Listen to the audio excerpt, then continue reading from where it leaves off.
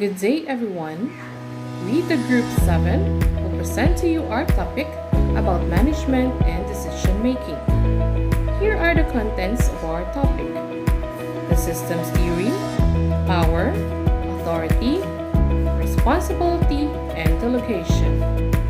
But before that, I will talk about management. So, what is management? Management is the coordination and administration of tasks to achieve a goal. It refers also to seniority structure of staff members within an organization. Management primary function is to get people to work together for the attainment of an organization's goals and objectives. Educational management refers to the administration of the education system in which a group combines human and material resources to supervise, plan, strategize, and implement structures to execute an education system. At all levels of the educational ecosystem, management is required. Management involves planning, organizing, implementation, review, evaluation, and integration of an institution. Educational management is related to Henry Fayol's 14 principles of management. First is a division of work. Specialization provides the individual to build up experience, continuous improvement in skills, and thereby be more productive. Second, authority. The right to issue commands along with which must go the balanced responsibility for its function. Third, discipline, which is decided. For employees only obey orders, management play the part by providing group leadership. Fourth is unity of command. Each worker should have only one boss with no other conflicting lines of command. Fifth, unity of direction. People engaged in the same kind of activities must have the same objectives in a single plan. Sixth, subordination of individual interest to general interest. Management must see that the goals of the firms are always paramount. Remuneration. Payment is an important motivator, although by analyzing a number of possibilities, Fayol points out there is no such thing as perfect system. 8. Centralization or decentralization. This is a matter of degree depending on the condition of the business and the quality of its personnel. 9. Scholar chain or line of authority. Hierarchy is necessary for unity of direction, but lateral communication is also fundamental as long as superiors know that such communication is taking place. 10th, order. Both material order and social order are necessary. The former minimizes lost time and useless handling of materials. The latter is achieved through organization and selection. 11th, equity. In running a business, a combination of kindness and justice is needed in treating employees if equity is to be achieved. 12th, stability of tenure. This is essential due to the time and expense involved in training good management. 13th, initiative. Allowing all personnel to show their initiative in some way is a source of strength for the organization, even though it may involve a sacrifice of personal vanity on the part of many managers. Last, esprit de corps. Management must foster the morale of its employees. He further suggests that real talent is needed to coordinate effort, encourage keenness, use each person's abilities, and reward one's merit without arousing possible jealousies and disturbing harmonious relations. Harmony and pulling together among personnel. Types of educational management. First is human resources. An educational institution comprises the entire staff, both the teaching and non-teaching teachers, clerks, researchers, and other elements such as students, parents, members of the community, members of the managing or governing body, and departmental officials. Management of human resources is of vital importance at present and calls for selection, recruitment, appointment, hire, retention, development, and motivation of the personnel to achieve the educational objectives. Physical and material resources. For every organization or institution, basic infrastructure in concrete terms is essential. Buildings, playgrounds, equipments, furnitures, machineries, and stationaries are required for various practical purposes. Libraries, laboratories, auditorium, and so on are part and parcel of an educational institution for organizing different curricular and co-curricular programs. Ideational resources. The resources which are mostly based on ideas and ideals. Heritage, in which are the curriculum, methods of teaching, innovations, and experiments. Like the individual, every organization has its own personality with integrity, its own culture, and its own values, which are unique and influential for the smooth functioning and effective management of the institution, for creating motivation and self-pride among individuals. Hence, educational management and broader perspective says about setting directions, aims of objectives of educational organizations or institutions, planning for progress of the program, organizing available resources, which is people, time, material.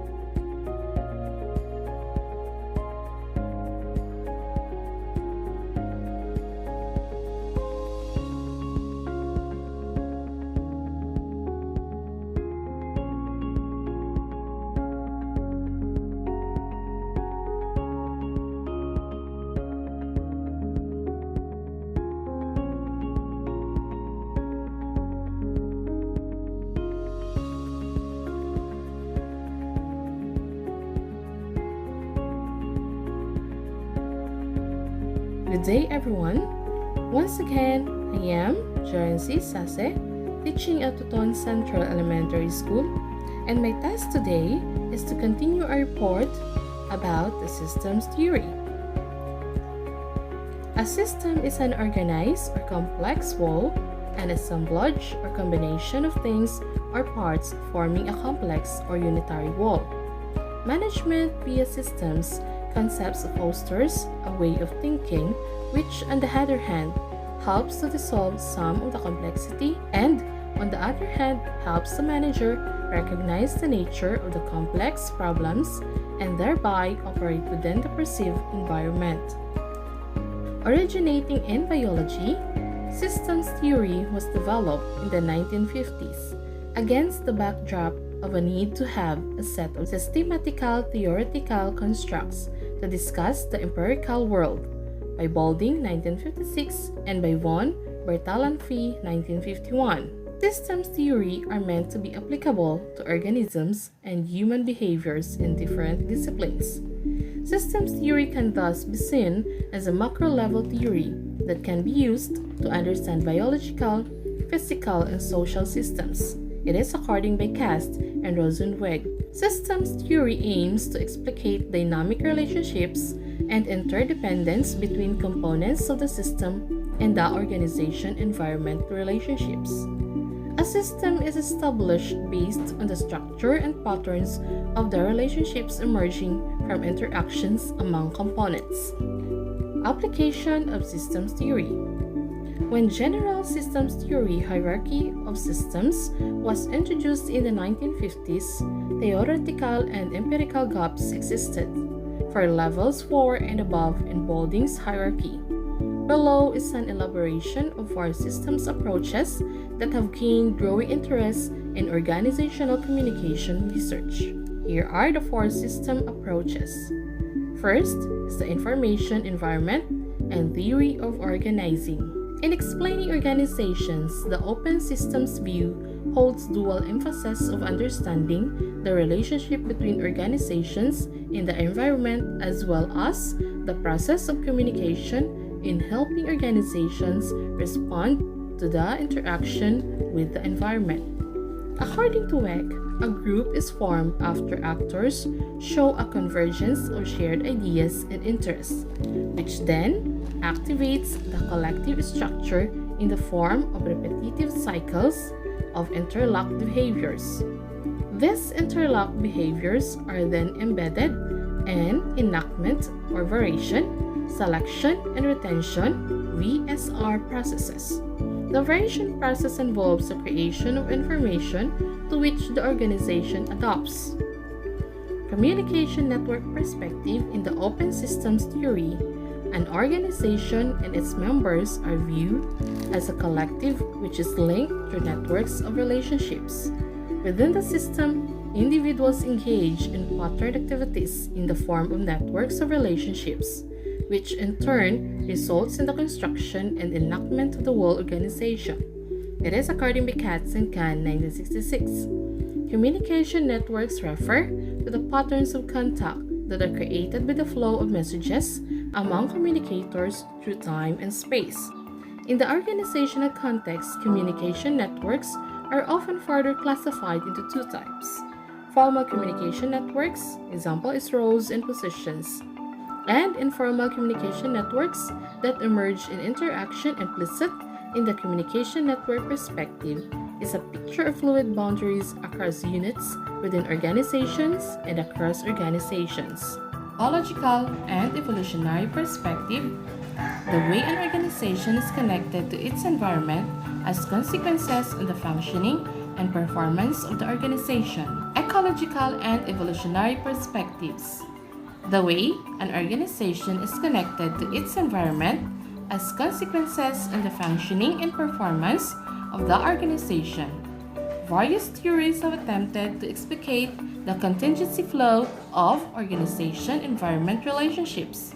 The 2 approaches commonly cited in studying the role of organizational environments are the popularity ecology model by Hanna and Freeman and the resource dependence model by Pfeffer and Salensi.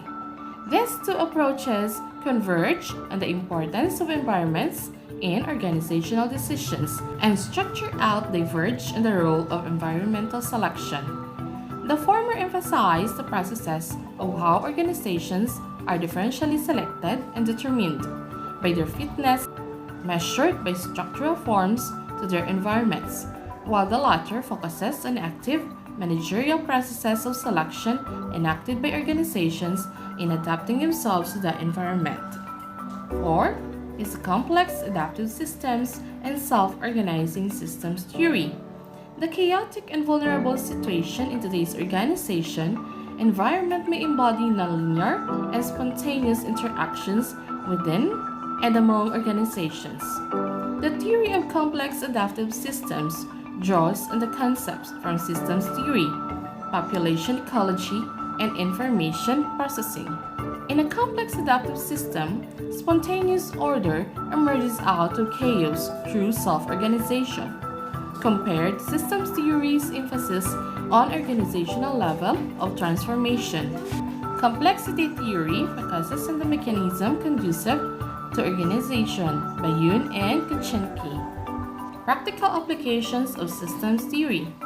Since its introduction into the organizational context in the 1960s, systems theory and its related theories and concepts have been applied to the study of organization, being used as theoretical frameworks to understand how organizations function in relation to the various environments and factors surrounding them.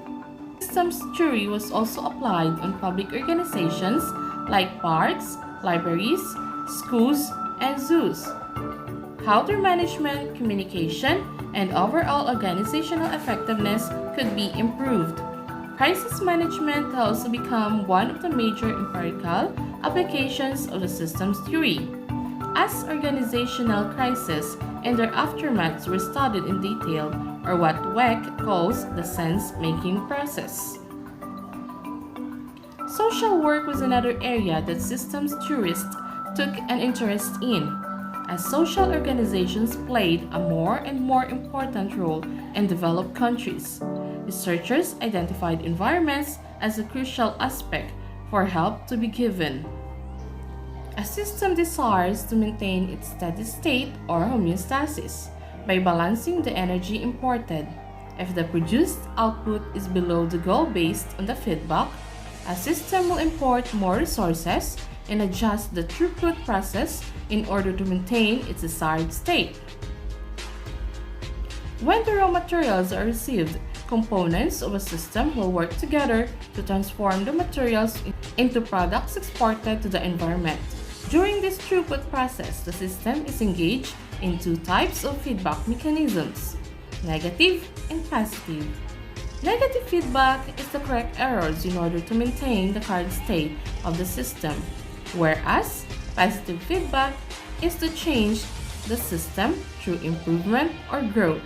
Systems theory exposes a dynamic view of social organizations, with permeable boundaries and stable state realized through interdependent relationships among the components. Although systems theory has been extensively applied in organizational research, concerns or critics are also raised about its environmentally deterministic orientation.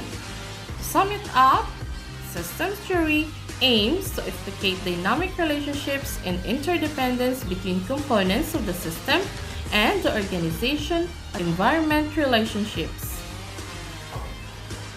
According to systems theory, components of each system are structured in a hierarchical ordering, and components are interdependent with one another in the system to the extent that no one component cannot function without the support of other components.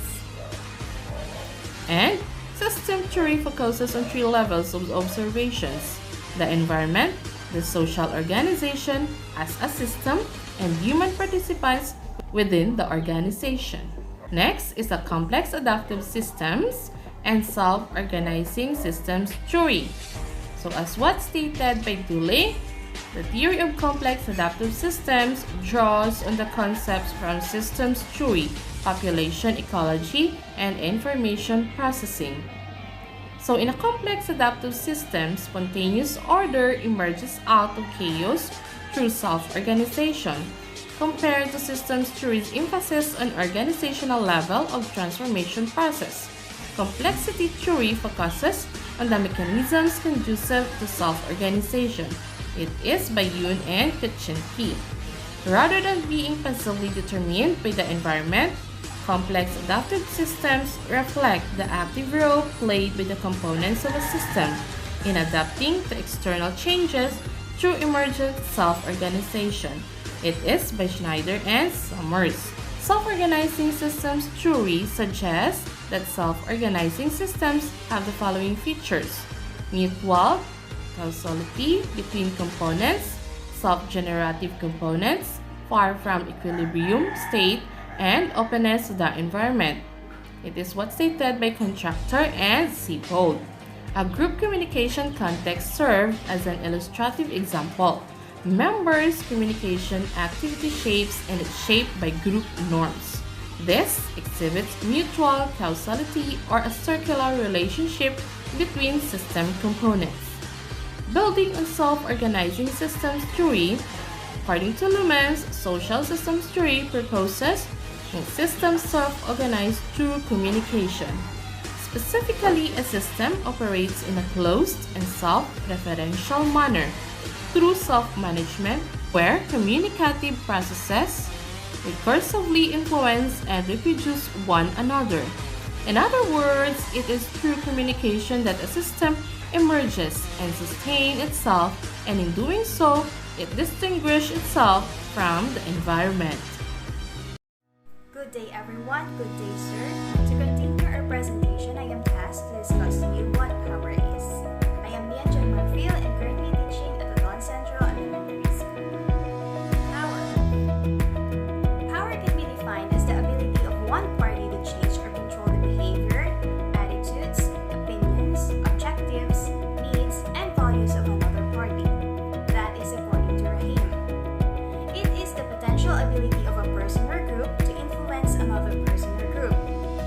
It is the ability to get things done the way one wants them to be done. Both formal and informal groups and individuals may have power.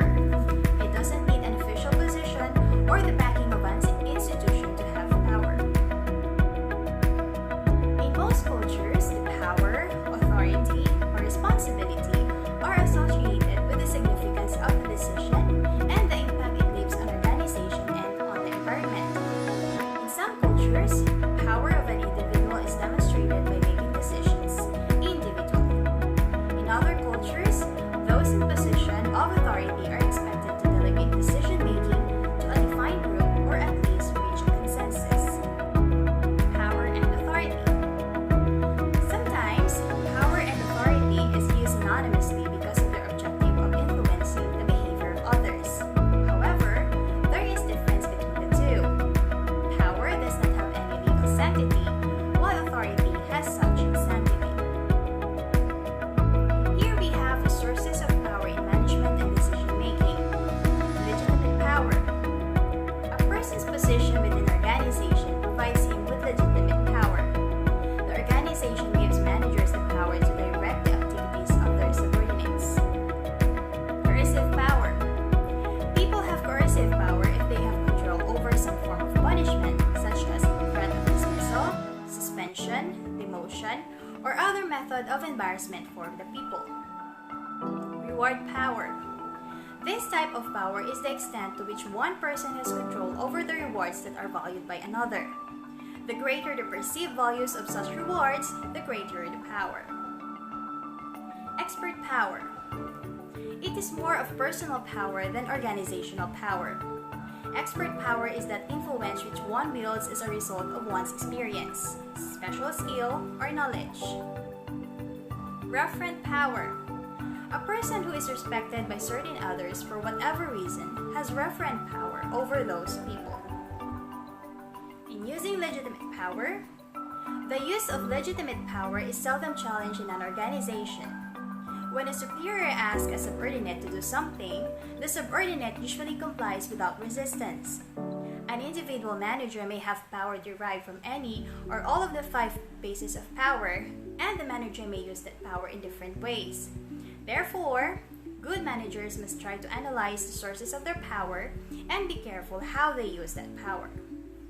Using coercive power. For some people, using coercive power is a natural response when something goes wrong.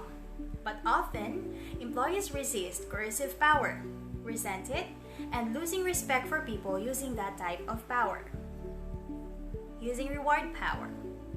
The manager, before giving a reward, must be sure that the employee has actually done the job and done it well. Employees must know that they get rewarded for good work. Using referent power. Leaders have traditionally strengthened their referent power by hiring employees with backgrounds similar to their own. One of the most positive and subtle uses of referent power is the process of role modeling. A respected manager who wants her employees to be punctual, considerate, and creative can simply demonstrate those behaviors herself, and her employees will likely imitate her actions. Using expert power. To gain power from their expertise, managers must make people aware of how much they know. Manager can use his expert power most effectively to address employee concerns. So that's all about my report. Thank you for listening. And the next, to continue our presentation, here we have our group number. Thank you and have a good day. Once again, good day everyone. To continue with our report, I will present to you the topic about authority.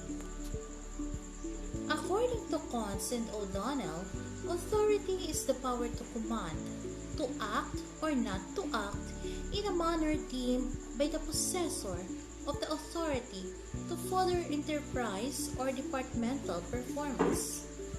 For Franklin G. Moore, authority is the right to decide, the power to act, to carry out discussions. Authority is a fundamental, problematic, and poorly understood component of classroom life. A better understanding of classroom authority can be achieved by reviewing writings on social theory, educational ideology, and qualitative research in schools. Cons and O'Donnell consider authority as a legal or rightful power, a right to command or to act. Fayol defined the authority as the right to give orders and the power to exact obedience. Authority is defined as institutionalized and legal power inherent in a job, function, or position that enables the job holder to successfully carry out his or her responsibilities. According to Barnard, authority involves two aspects, subjective and objective.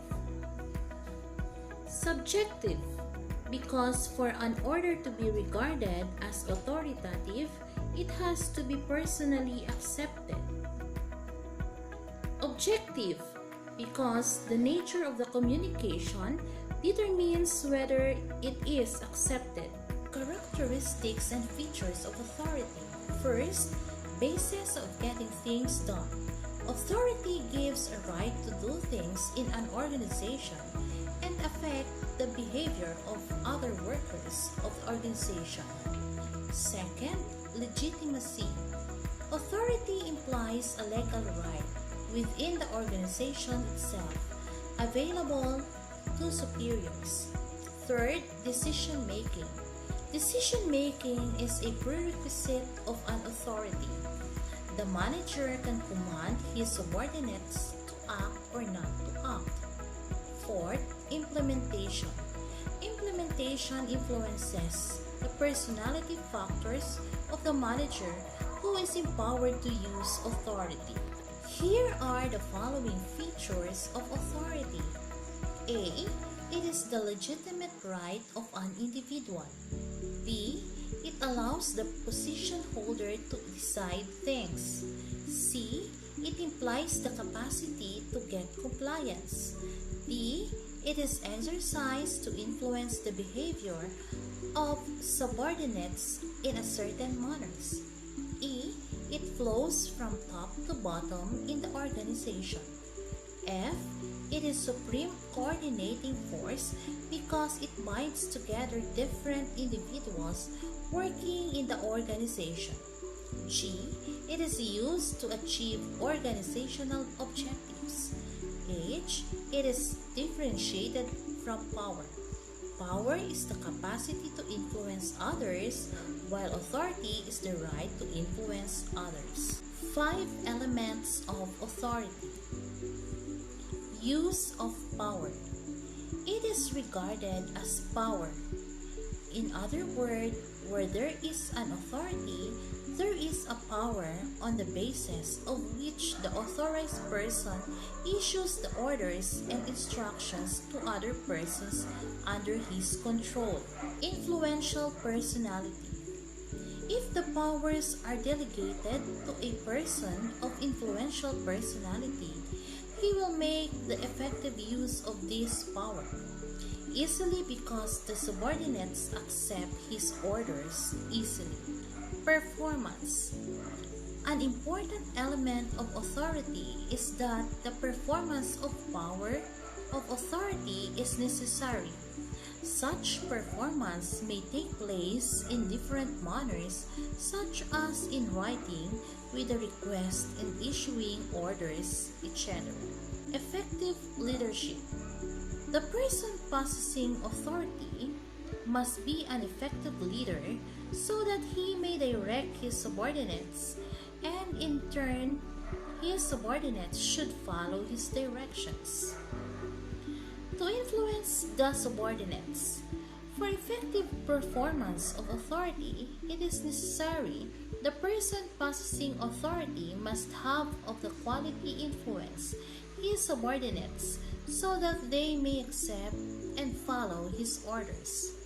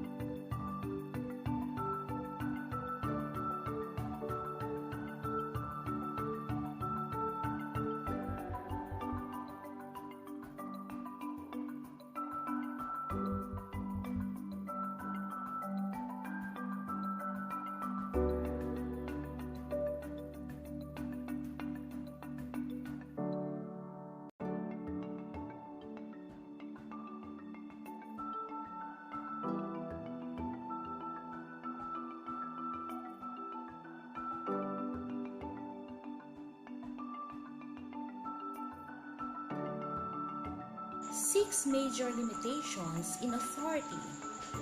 The important limitations of the use of authority are as follows. First, behavioral limitations. This relates to the moods and folkways of the group over which authority is being exercised.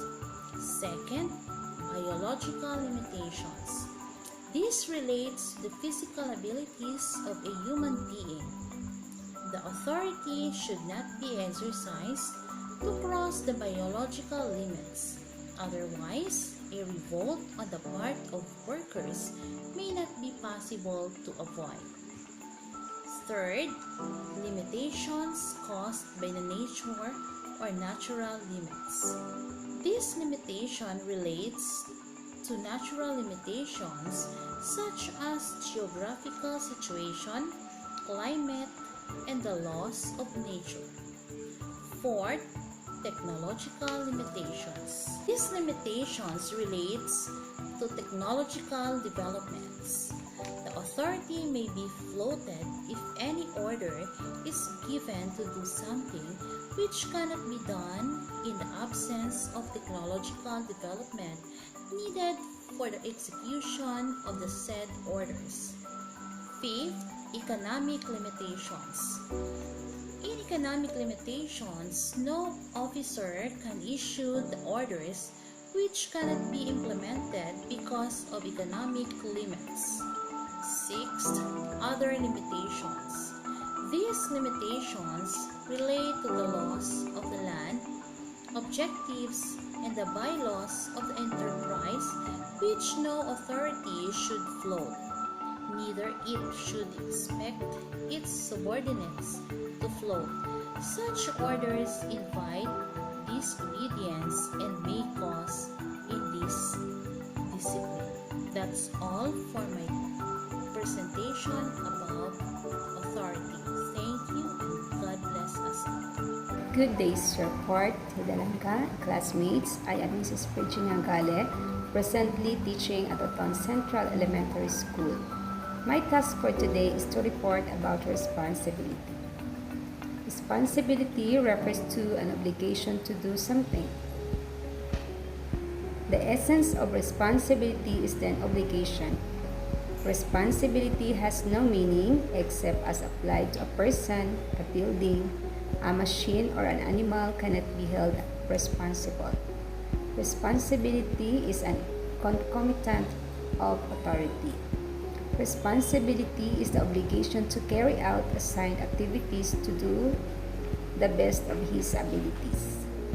And by responsibility, we mean the work or duties assigned to a person by virtue of his position in the organization.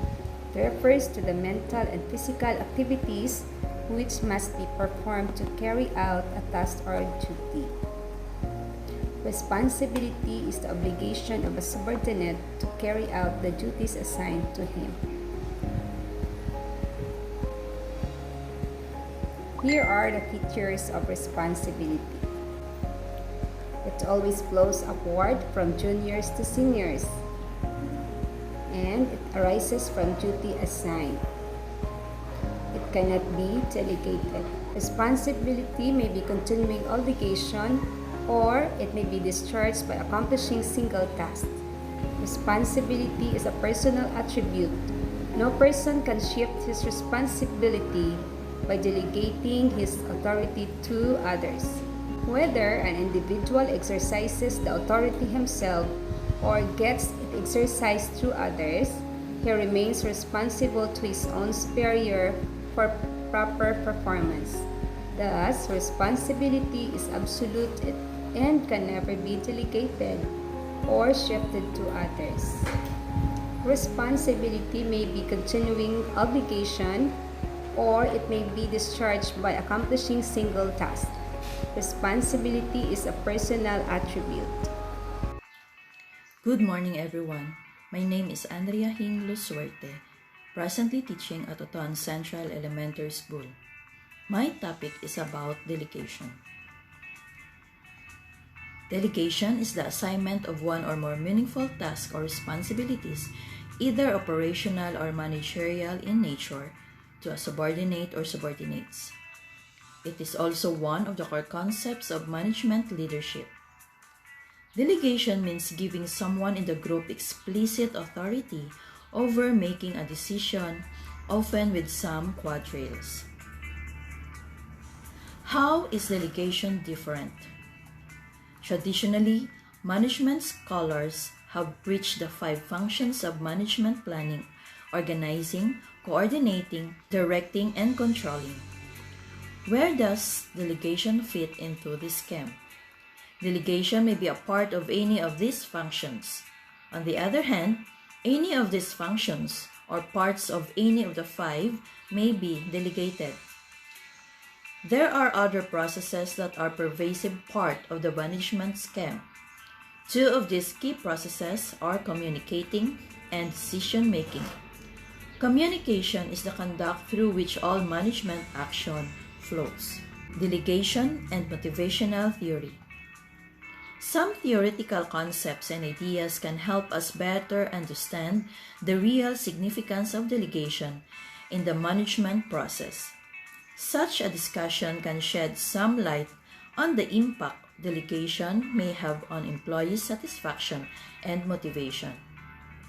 According to Abraham Maslow motivational theory, the hub of his theory was that people are motivated to satisfy a variety of different needs and that these needs tend to form a hierarchy in terms of importance.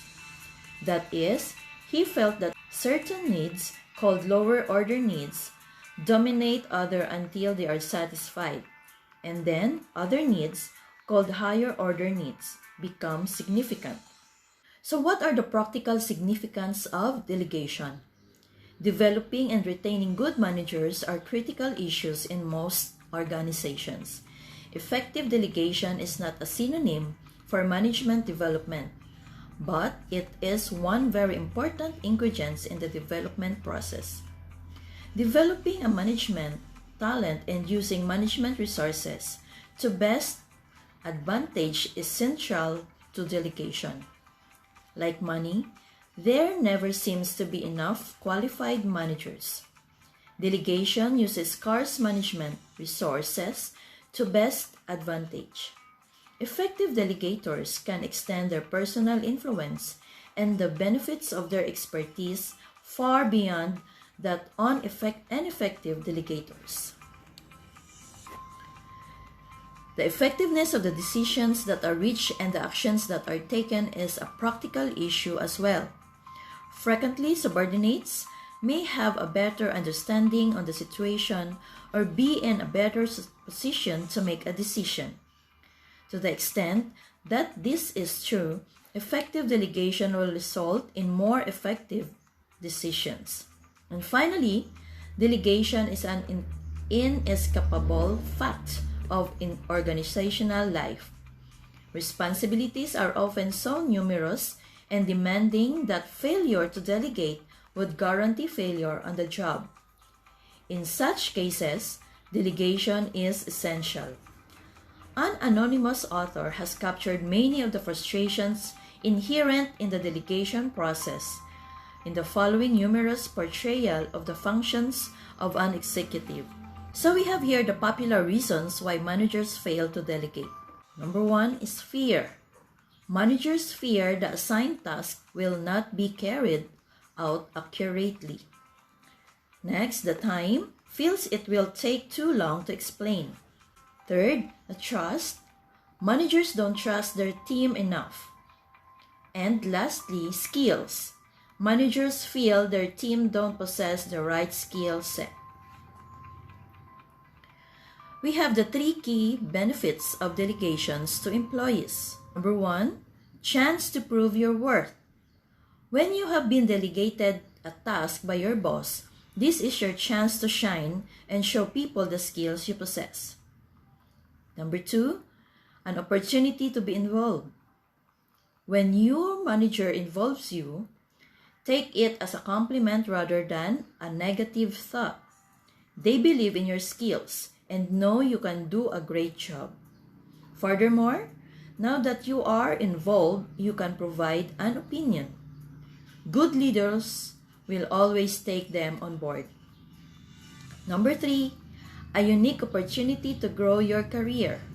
When people show faith in you, it is a great chance to show them what you can do. If you complete a delegated job effectively, it may mean a pay rise, a job promotion, or even more flexibility within your current role. Delegation, understanding authority versus responsibility. Authority refers to the mandate given to an individual to take certain actions. It may include the ability to spend work time a certain way, to have access to certain resources, or even dictate the activities of other employees.